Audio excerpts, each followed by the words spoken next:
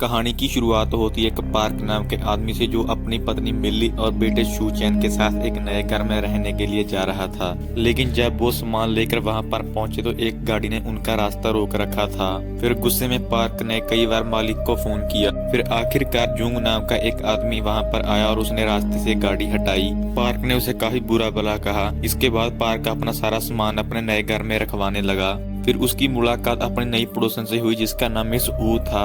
वो अकेली ही दिन रात मेहनत करके अपने बच्चों का पेट पालती थी। काम पर जाने से पहले उसने अपने बेटे ली को किसी भी अनजान आदमी से बात करने से मना किया। इधर पार्क और उसका परिवार अपने नए घर में आकर काफी खुश थे। उसके अगले दिन जब शू चैन अपनी बॉल के साथ खेल रहा था तो उसने देखा कि बॉल एक ही डायरेक्शन में रुक रही थी। उसने इस बात के बारे में अपने माँ बाप को बताया। उन्होंने भी सोचा कि कहीं ये बिल्डिंग थोड़ी टेढ़ी तो नहीं। फिर बाद में वो अपने परिवार के साथ एक महंगे रेस्टोरेंट में जश्न मनाने के लिए गया, क्योंकि उसने काफी मेहनत की वजह से एक घर खरीद लिया था। वहाँ पर उसने इतनी शराब पी ली कि उनको घर जाने के लिए टैक्सी बुलानी पड़ी। हैरानी की बात यह थी कि यहाँ पर टैक्सी का ड्राइवर भी जुंग ही निकला।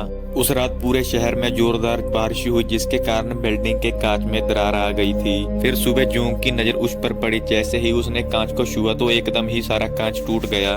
उधर पार्क ने भी देखा कि बारिश की वजह से पूरा फर्श टूटने लगा था। इसके बाद पार्क ने इसकी शिकायत म्यूनिसिपैलिटी को की, लेकिन उन्होंने कहा कि इस बिल्डिंग की मरम्मत बिल्डिंग में रहने वाले सभी लोगों की रजामंदी से ही हो सकती है। पार्क ने सभी लोगों को इकट्ठा करके इस बारे में बात की, लेकिन जल्द ही उनमें छोटे छोटे मुद्दों पर बहस छिड़ गई। फिर अगले दिन पार्क के साथ काम करने वाले लोग अगले दिन उसके घर पार्टी पर आए।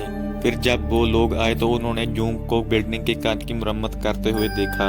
जूंग ने उन्हें जमीन पर पड़ी हुई दीवारें भी दिखाई, लेकिन पार्क ने बात पलट दी और उनको अपने साथ अपने घर में ले गया। रात को बाकी के लोग तो घर लौट आए, लेकिन जैक और केट ने ओवर ड्रिंक कर ली थी, इसलिए उनको वहीं पर रोकना पड़ा।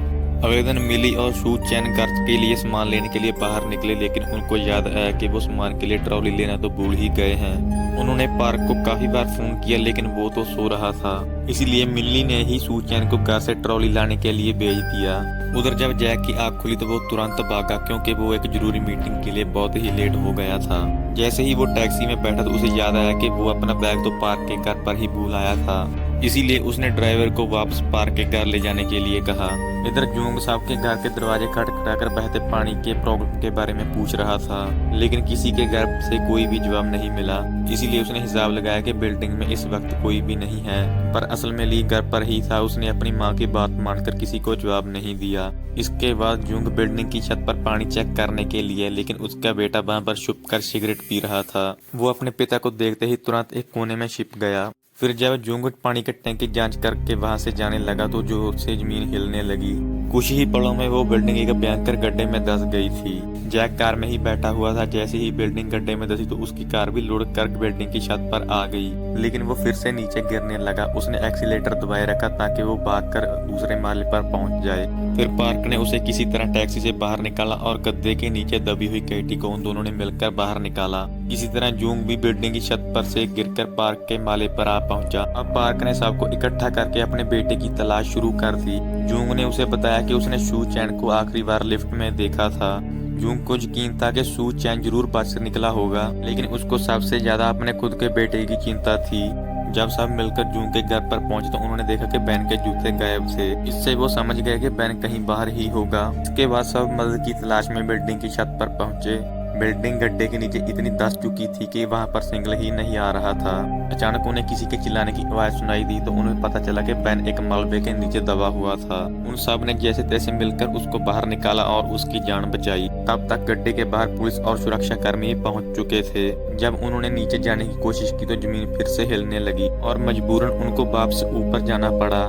मिली और बिल्डिंग के बाकी के लोग भी वहीं पर मौजूद थे और उन्हें अपने परिवारों की बेहद चिंता हो रही थी।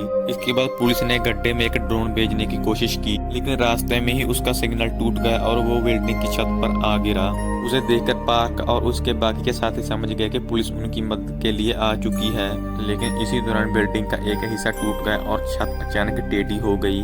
उन सभी ने लुढ़कते हुए किसी न किसी चीज का सहारा लेकर अपना हाथ अटका लिया, लेकिन जैक का हाथ किसी भी जगह को नहीं नहीं पड़ा और वो तेजी से नीचे गिरने लगा। तभी केटी ने अपनी जान जोखिम में डालकर एक लंबी तार जैक की ओर फेंक दी।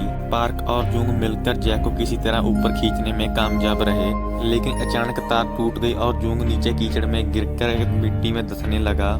अपने पिता को बचाने के लिए बेन भी नीचे कीचड़ में कूद गया, लेकिन बदकिस्मती से वो भी नीचे धंसने लगा।